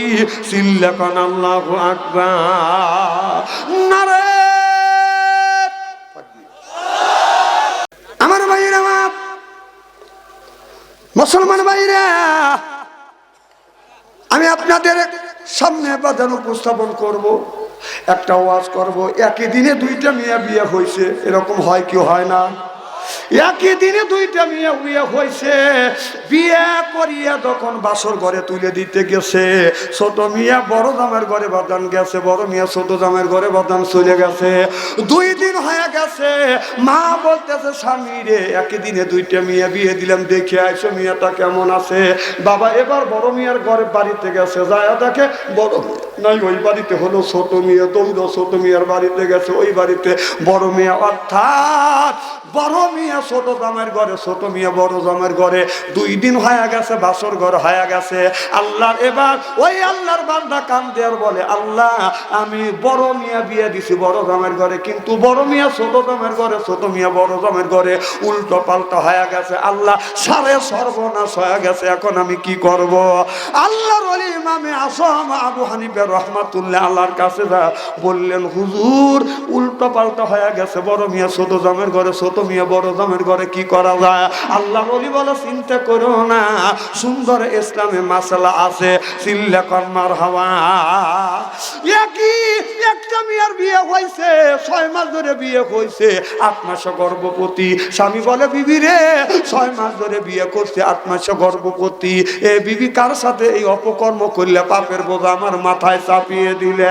মেয়েটা বলে না না আমি অপকর্ম করি নাই, এটা হলো বৈধ সন্তান। আপনারা বলুন 6 মাস ধরে যদি বিয়ে হয়, 8 মাসে যদি পেটে বাচ্চা হয়, আপনারা বলুন বাচ্চার এই পেটের বাচ্চাটা বৈধ না অবৈধ?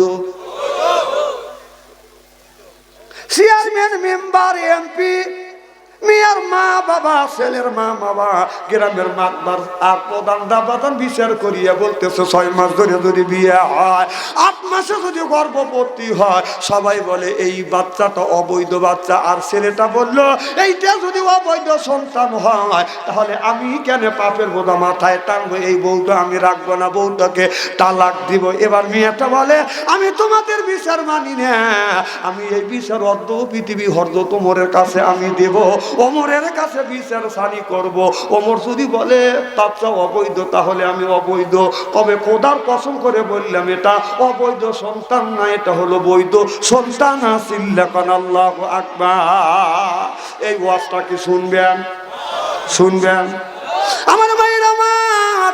তাহলে এই মাদ্রাসার মেরামত করবার জন্য আমি 10 জন ব্যক্তির কাছে 10,000 টাকা চাই। একজন বলেন হুজুর আমি 20,000 টাকা দেব, একজন বলে হুজুর 10,000 টাকা দিব, এরপরে একজন বলে হুজুর 2,000 টাকা দেবে, একজন বলে হুজুর 3,000, আর 1,000 করে 10 জন ব্যক্তির কাছে বাদাম 10,000 টাকা চাই। 10টা মিনিট কালেকশন করব, এরপরে আপনাদের নিয়ে ওয়াজটা বাদান উপস্থাপন করব। একজন ব্যক্তি আসান, কে আসান বাদান? 1,000, 2,000, 5,000, 10,000, 20,000, 50,000 টাকা পর্যন্ত দেওয়ার মতো কে লোক আসান? আমার ভাইয়ের আমার এ মুসলমান ভাইরে, আপনাদের মনে আছে ওমরের কথা? ওমর কত ভালো নেতা। একদিন হযরত ওমর রাস্তাতে হেঁটে যায়, গভীর রাত, লক্ষ্য করে চলে গেল। ওয়াজ ধরছি, হ্যাঁ ওনার সময় সব আমি আগেই কইছি যে পেশাব আসলে এই জায়গা মুখবে। এতক্ষণ কালেকশন করলেন, এখন উনি যাকে কামটা সারিয়ে থুয়েছে পারে নাই। তবে আমি জানি আপনারা যারা উঠে যাবেন তারা 1 আঙ্গুল তুলবেন, আমি জানি যে প্রসাবের চাপ দিছে। 2 আঙ্গুল তুললি আমি বুঝবো যে বিড়ির নেশা ধরছি, এ জ্ঞানটা আমার আছে। 3 ইঞ্চি 3 আঙ্গুল তুললি আমি বুঝবো টয়লেটের চাপ দিছে। 4 ইঞ্চি তুললে আমি জানবো যে প্রেমিক মিস কল দিছে, এ জ্ঞান আমার আছে। তো আমার ভাইয়ের আমার, গভীর রাত, গভীর রজনীত হযরত ওমর রাদিয়াল্লাহু তাআলা আনহু হাইটা যায়, লক্ষ্য করে দেখে একটা যুবতী মহিলা টাস টাস করে বদন হেঁটে যাচ্ছে। ওমর মনে মনে চিন্তা করে আল্লাহ আমার রাস্তাতে একজন মহিলা রাস্তা দিয়ে হাইটে যায়, আল্লাহ মনে হয় আমার রাষ্ট্র শাসনের মধ্যে ত্রুটি রয়ে গেছে। হযরত ওমর ওই মেয়েটার দিকে বদন আগা যাচ্ছে, মেয়েটা হযরত ওমরকে দেখে মনে মনে চিন্তা করতেছে আল্লাহ হযরত ওমরের রাস্তায় বসবাস করেছে মাওলা, কোনদিন এই রাত্রিতে কোন যুবকের সামনে পড়ি নাই। এখন যেই যুবকটা আসতে আছে উঁচা লম্বা, এদিকে আপনার রাতের বেলা হযরত ওমর হলো বাজান উঁচা মানুষ। ওই মেয়েটার দিকে যখন আসছে, মেয়েটা মনে মনে চিন্তা করে আল্লাহ এই যুবকটা যদি আমার ইজ্জতটা নষ্ট করে, আল্লাহ বাসর ঘরে যাইয়া আমি আমার স্বামীর কাছে আমি কি উপহার দেব? একটা নারী, একটা পুরুষ যখন বাসর ঘরে যায়, বাসর ঘরে যাইয়া এই নারী স্বামীকে কি উপহার দিবে? আর স্বামী বাসর ঘরে যাইয়া স্ত্রীকে বাদান কি উপহার দিবে? একটা নারী বাসর ঘরে যাইয়া স্বামীকে বলবে স্বামী রে আমার 18 বছর বয়সের জিন্দেগিতে আমার ইজ্জতটা আমি হেফাজত করে রাখছি, আজকে বাসর ঘরে এই আমার ইজ্জত মান ইজ্জত তোমার কাছে সুপে দিয়ে আমি তোমাকে এইটা দিয়ে খুশি করব, আর কোনো কিছু দিয়ে খুশি করতে পারবো না। আর একটা যুবক বাসর ঘরে যাইয়ে বলবে বিবি আজকে 25 বছর জিন্দেগিতে আমি আমার ইজ্জতটা হেফাজতে রাখছি, বাসর ঘরে তোমাকে কি দিয়ে আমি খুশি করব? বিবিরে আমার মান ইজ্জত সব আমি তোমার কাছে দিলাম। বিবি দিবে স্বামীর কাছে মান ইজ্জত, স্বামীর কাছে বুঝে দিবে, আর স্বামী দিবে বিবির কাছে নিজের মান ইজ্জত। আর আমাদের ছেলে মেয়ের মান ইজ্জত বাজান বিয়ের আগেই তো বাজান শেষ। সোনার বাংলাদেশ জোরকন ঠিক কিনে?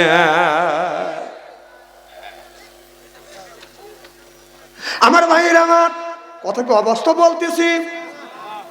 সংসার করে পুরুষ জাতি, নারী লাগায় পেট, প্রত্যেক বাড়ি হয় গো খেলা লিফারি স্যারামেশ।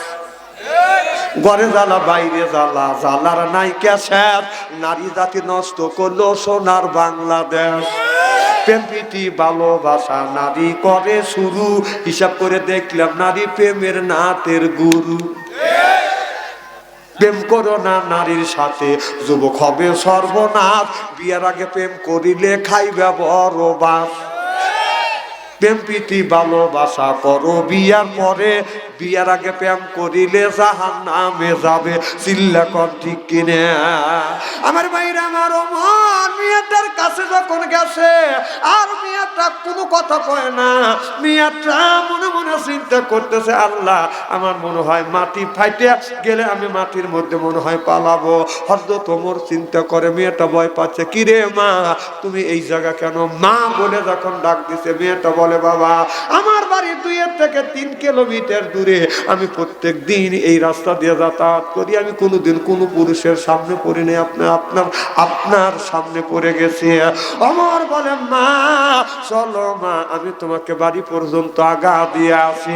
হযরত ওমর আগে আগে যায়, আর মেয়েটা বাদান পিছনে পিছনে যায়। এইরকম সুযোগ যদি আমাদের দেশের চেয়ারম্যান না, আমাদের দেশের এমপি না, মেম্বার যদি সুযোগ পাইতো, হেলায় সুযোগটা বাদান হারাইতো না। চিল্লা কোন ঠিক কিনা? একটা মেয়ে স্বামী স্ত্রী জর্গা লাগছে, আগে তো দেখছি বউ যদি তালাক দিত, হাফেজকারী মৌলানারা তালাক দিত। আর ইদানিং শুরু হয়ে গেছে, মৌলানা লাগে না, এখন মেম্বার আর চেয়ারম্যান আপনার ইউনিয়ন বোর্ডে তালাক দেয়।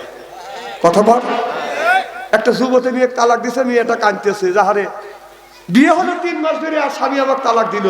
আমি কলঙ্কি হয়ে গেলাম। চেহারাটা সুন্দর আছে, 18 বছর বয়স। তার চেয়ারম্যান কইতেছে, বুনি তুমি কান্দো না, আমি তোমার ভাই আছি, আমি তোমার বয়স্ক ভাতার কার্ড দেবো। তো বয়স্ক ভাতার কার্ড দিবে, 60 বছর উপরে বয়স হলে তাকে দিবে। আর 18 বছরে মেয়ে, ও সুন্দরী, চেহারা ভালো দেখা যাচ্ছে, ও 18 আপনার বয়স্ক ভাতা কার্ড দিবে। প্রথম সপ্তাহে যায় আদামন চাল দেয়, দ্বিতীয় সপ্তাহে যায় আদামন চাউল দেয়, তৃতীয় সপ্তাহে যায় আদামন চাউল দেয়, চতুর্থ সপ্তাহে যায় আপনার ওড়না ধরে টান দেয়। মেয়েটা কয়, ও চেয়ারম্যান সাহেব, এই দেখি তোমার স্বভাব, চাউল দেওয়ার কথা কইয়া আসল ধরে আমার টান। মানে হাত ঠিক কমেনি। ওই চেয়ারম্যানে কিন্তু ভোট দিয়ে আবার চেয়ারম্যান বানাই 2 টাকার লেগে। আমার ভাইয়ের, আমার ওমর বলে, মারে মা চলো মা, তোমাকে বাড়ি পর্যন্ত আগা দিয়ে আসি। ওমর আগে আগে যায়, মেয়েটা পিছনে পিছনে যায়। মেয়েটাকে বাড়ি পর্যন্ত আগা দিয়ে বলো, মা আমি তোমাকে গন্তব্যস্থান পর্যন্ত মা তোমাকে পৌঁছা দিয়েছি গো মা, থাকো এবার আমি। এবার মেয়েটা সঙ্গে সঙ্গে আল্লাহর কাছে হাত তুলে কয়, আল্লাহ রে, যেই লোকটা, যেই ওমরকে আল্লাহ মদিনার প্রেসিডেন্ট বানাইছো, এই ওমরকে মদিনার প্রেসিডেন্টের পদ থেকে তুমি বাতিল ঘোষণা করো মাওলা।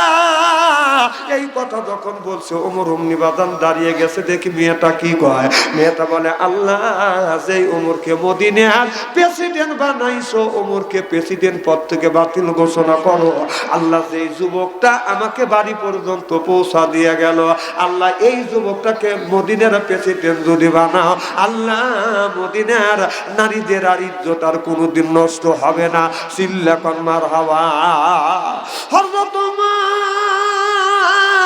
ঘুরে মেয়েটার কাছে যা বলে, মা তুমি কি অর্ধ পৃথিবীর প্রেসিডেন্ট ওমরকে দেখেছো? মেয়েটা বলে, হুজুর ওমরের রাষ্ট্রে বসবাস করি, কিন্তু হযরত ওমরকে আমি কোনোদিন দেখি না। এবার হযরত ওমর বলে, মা যেই ওমরের বিপক্ষে আল্লাহর কাছে তুমি বদদোয়া করতেছো, আর যেই যুবকের পক্ষে তুমি দোয়া করতেছো, মা তাকিয়ে দেখো, আমি অর্ধ পৃথিবীর প্রেসিডেন্ট, আমি হলাম অর্ধ পৃথিবীর প্রেসিডেন্ট, আমার নাম হলো ওমর। চিল্লা কোন আল্লাহু আকবার। আমার ভাইয়েরা, আমার মুসলমান ভাইয়েরা, অর্ধ পৃথিবীর প্রেসিডেন্ট ওমরকে মারার জন্য বাদন ষড়যন্ত্র করলেন। কথা বুঝতেছেন না? আর হযরত ওমর কোরআন দিয়া বাজান দেশ পরিচালনা করছে, দেশটা বাজান চালাইছে।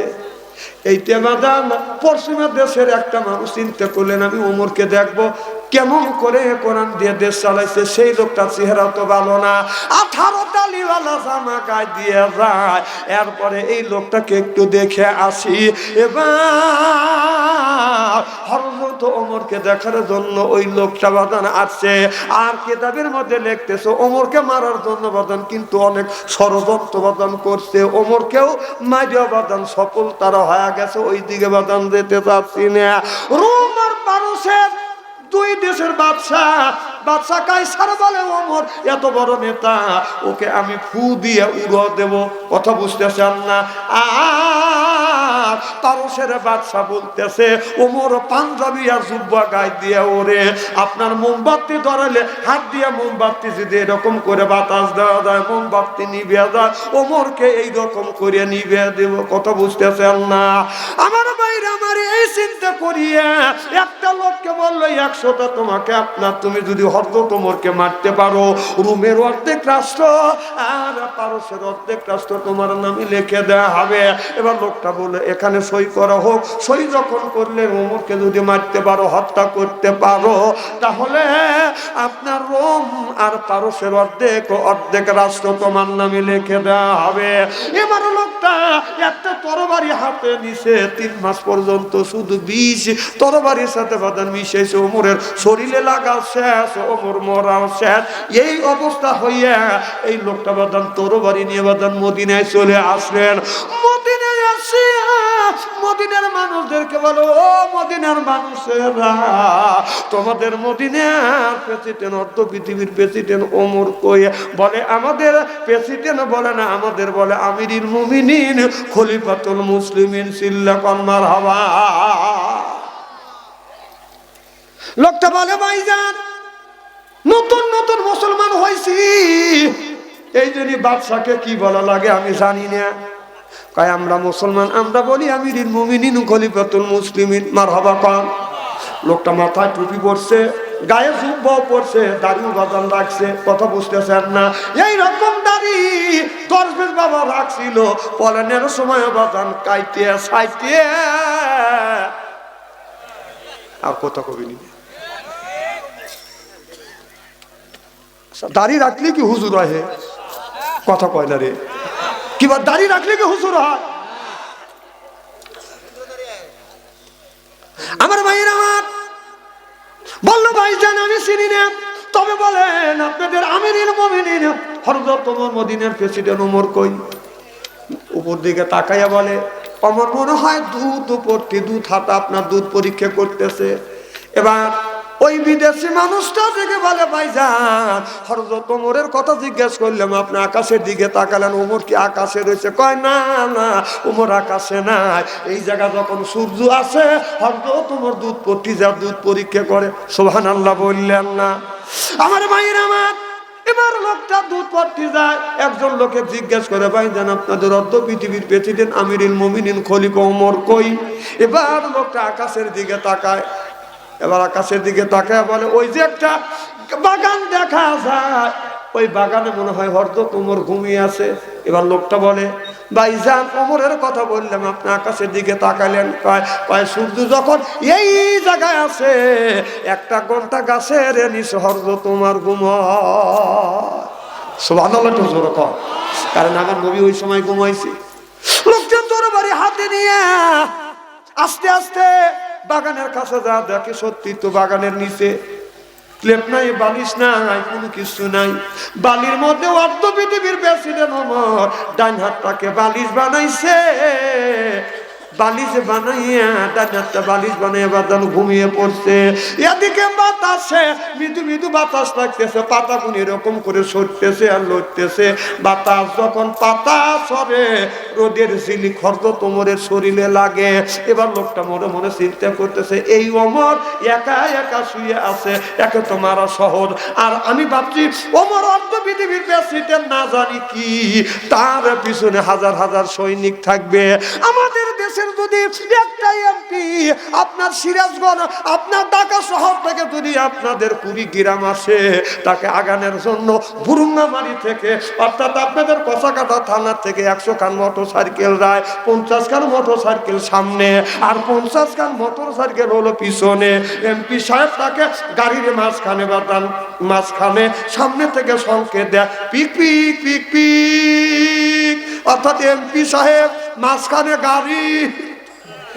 কয় কিসের জন্য? কয় ভয় পাচ্ছে। কথা বলেন না?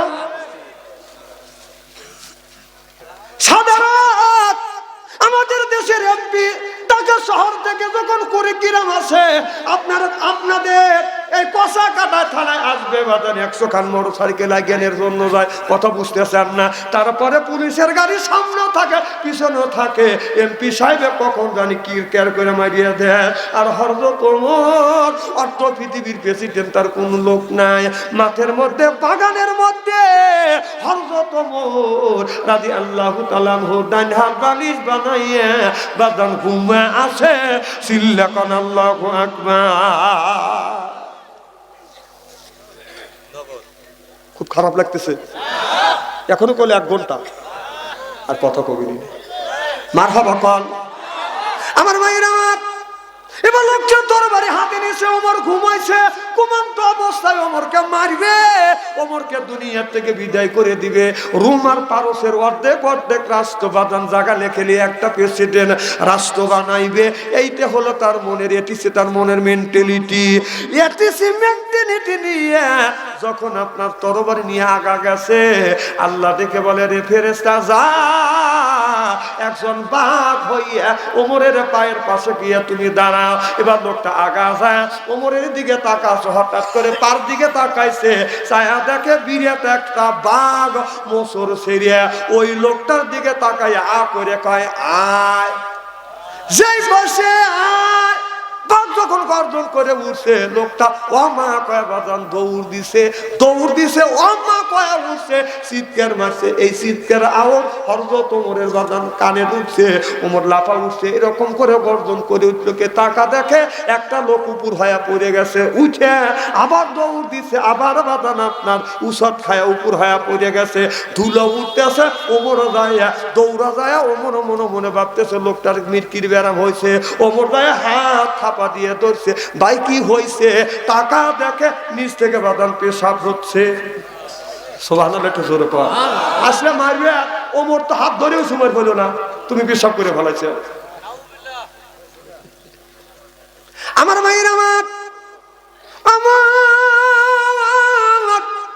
লোকটার চেহারার দিকে তাকাইয়া থরথর করে কাঁপে আর কান্দে। ওমর বলে, ভাইজান আপনার কি হয়েছে? আপনি কি অসুস্থ? আপনি কি অসুস্থ হয়েছেন? অসুস্থ যদি হন চলেন আপনাকে চিকিৎসা দিয়ে ডাক্তারের কাছে নিয়ে হাসপাতালে ভর্তি করে দিয়ে। লোকটা রাত থরথরা নিবেদন যায় না, বলে ভাই কি হয়েছে? লোকটা বলে, হুজুর আপনি কি অর্ধ পৃথিবীর প্রেসিডেন্ট হযরত ওমর? হযরত ওমর বলে, হ্যাঁ আমি হলাম অর্ধ পৃথিবীর প্রেসিডেন্ট। কি হয়েছে? কি হয়েছে? কথা বুঝতেছেন না, ভয়ে ওর সব জ্ঞান বাদান হারা গেছে। ওমর বলে, ভাইজান ভয় পায় না, সত্য কথা বলো, বলো তোমার বাড়ি কোথায়? বলে, ভাইজান আমি হলাম রোম আর পারস্য থেকে আসছি আপনাকে হত্যা করবার জন্য। ওমর বলে, ভাইজান কেন আপনি আমাকে হত্যা করবেন? বলে, রোমের বাদশা আর পারস্যের বাদশা, রোমের বাদশা কায়সার আর পারস্যের বাদশা দুইজন বলেছে হযরত ওমরকে যদি হত্যা করতে পারো, মেরে ফেলতে পারো, তাহলে এই পারস্যের অর্ধেক রাষ্ট্র আর রোমের অর্ধেক রাষ্ট্র আমার নামে লিখে দিবে। হুজুর টাকা দেখেন, এই যে তার দলিল করে আমি আনছি।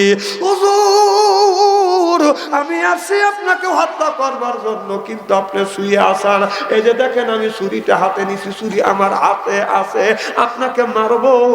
3 মাস পর্যন্ত ছুরিতে বিষ লাগাইছি, আপনার শরীরে আঘাত করব, অমনি আপনি দুনিয়া থেকে বিদায় যাবেন। হুজুর মারার জন্য যখন প্রস্তুতি নিছি, আল্লাহর কুদরত বোঝা যায় না, আমি আপনার পায়ের দিকে যখন তাকাইছি, বিরাট বাঘ আমার দিকে যখন হাত করছে, আমি ভাবছি আমার জীবন শেষ। হুজুর আমি দৌড় দিছি, এখন তো বাঘ দেখতেছি না, এখনো বাঘ নাই, এখন তো আপনি বড় বাঘ। জোর কান মারহাবা। হুজুর দেখে আমি যদি মারতে পারি আপনাকে, রোম আর পারস্যের অর্ধেক আমি রাজত্ব পাবো, আমি বাদশা হব। হযরত ওমর বলে, ভাইজান আমি আজ 8টা বছর আমি দেশ পরিচালনা করতেছি, আর আমার হাত চলে না, হাত ব্যথা করে, পা কোমর ব্যথা করে, এরপরে হাঁটু ব্যথা করে, ঠিক মতো জনগণের কাছে আমি সময় মতো আর যাইতে পারি না, আমার কষ্ট হয়। আপনি যদি রোম আর পারস্যের প্রেসিডেন্ট যদি হন, আমার কাল্লা কাটিয়া, ও ভাইজান আমি এই কাল্লা আগে দিলাম, আপনি আমার কাল্লা কাটিয়া নিয়ে রোম আর পারস্য পারসের বাদশার কাছে দেন গা, আর বলবেন হযরত ওমরকে হত্যা করছি, হত্যা করবার পরে আপনাকে অর্ধেক রোম আর পারসের অর্ধেক অর্ধেক রাষ্ট্র লিখে দিবে। আপনি রাষ্ট্র প্রেসিডেন্ট হইয়া সঠিকভাবে জনগণের খেদমত করে দেখেন, জনগণের খেদমত করা কত জ্বালা। আর আমি আর প্রেসিডেন্ট থাকতে চাই না, আপনি আমার কাল্লাটা কেটে নেন। ওমর যখন কাল্লা এগে দিলেন, লোকটা থরথর করে কাঁপতেছে আর বলতেছে, চোখের পানি ফেলে দিয়ে কান্দে, আল্লাহ যেই লোকটাকে মারার জন্য আমি আছি, এই লোকটা নিজেই কাল্লা এগিয়ে দিয়ে বলতেছে আমাকে হত্যা করো। আর প্রেসিডেন্ট হতে চাই না, জনগণের কাছে আমি ঠিকভাবে যাইতে পারি না, আমার কোমর ব্যথা করে, হাঁটু ব্যথা করে, জনগণের খেদমত আমি করতে পারি না।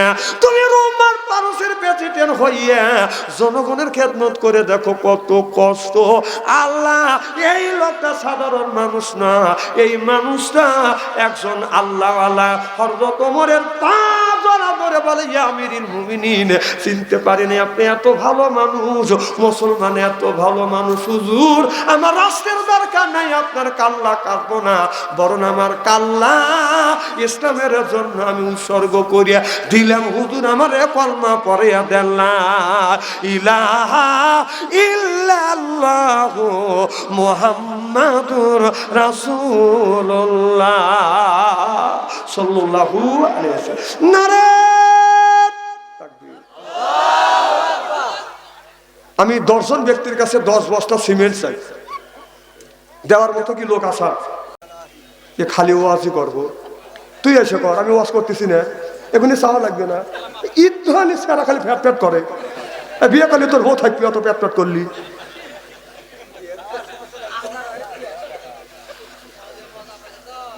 এই স্যারটা 3-4 বার করলে ওয়াজ করে, ওয়াজ ছেড়ে দিছি আমি, এখনই দরকার না। মুরব্বী রয়েছে হেরা পায় না, ঈদ ধরানি সারা, আর বউ থাকবে কিভাবে? পেশাল পারলে বউ থাকবে, কারোবারও করে রাখা যায় না। হ্যাঁ, বাচ্চা যদি ডাক দেওয়া যায়, ফাতেমা খবর নাই, টান টান হাসি হয়েছে, ও ফাতেমা খবর নাই, ও ফাতেমা 3 বের এবি শীতে ওঠে।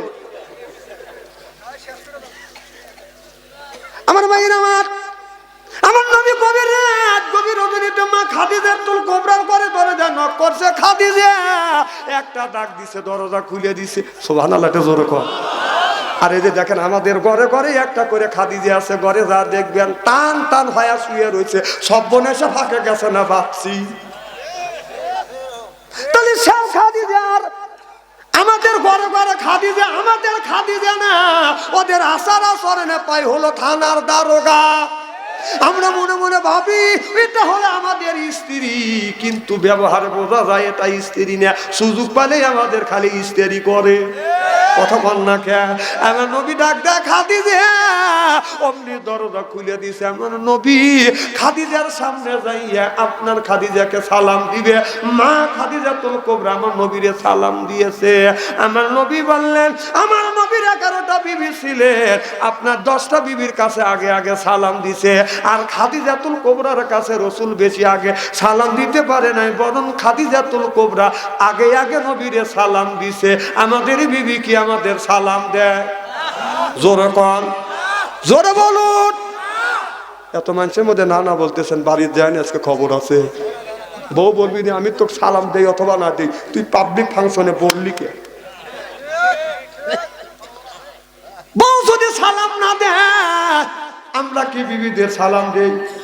जैसे के तैसे मिले रस के मिले रानी बुध के बुहिते नहीं मिले खापसाते खापसानी रे खापसाते खापसानी जोरो कौन ठीक किने आखिरी मुनाजात करिए बाड़ीते जाइए आज के बीबी के सालाम देबो इंशाअल्लाह आखिरी मुनाजात करिए বাড়িতে যা বিবিকে সালাম দিয়ে বলবেন আসসালামু আলাইকুম, ও আমার বিবি আমার সালাম দাও।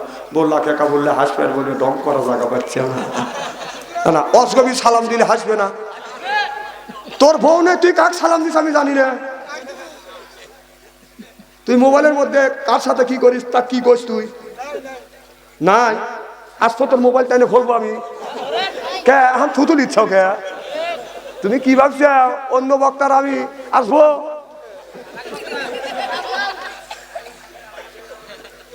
সব বক্তার সাথে বাপ সংসারিক মারবো না, খুব খারাপ লাগতেছে নাকি? এ গাদা জেল খাটা বেলো সেঞ্চুরি করছি কয়বার হলে তো ওই তো ওই মারহাবাটা জোর কর। তাহলে বিবিকে সালাম দেবো ইনশাআল্লাহ।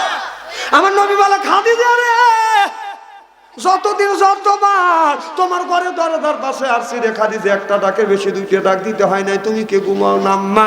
খাদিজাতুল কুবরা বলে নবী গো যতক্ষণ পর্যন্ত আপনি বাসায় না আসে না আমি আপনার বিবি খাদিজা আরামে ঘুমাবো না। না দরজার সাথে পিঠ লাগাইয়া অপেক্ষা করি কখন জানি আমার স্বামী আমার নবী আমার খাদিজা বলে ডাক দিবে। ও নবীজি আপনি দরজার পাশে ডাকাডাকি করবেন আর আমি আপনার বিবি আরামে ঘুমাবো, এটা হয় না। দরজার সাথে পিঠ লাগাইয়া দাঁড়াইয়া অপেক্ষা করি কখন জানি আমার স্বামী আমার নবী আমাকে খাদিজা বলে ডাক দিবে। ও নবীজি আপনি যখন খাদিজা বলে ডাক দেন আমি খাদিজা আমার আত্মা ঠান্ডা হয়ে যায়। চিল্লা কোন আল্লাহু আকবার। আর আমাদের বুক যদি ডাক দেওয়া যায় সালমার মা ও সালমার মা আর আগে তো ফের ফের করো কে। আমার নবী হাত টান করে দে খাদিজা রে আয় রে আয় বিবি আমার বুকে যাওয়াই।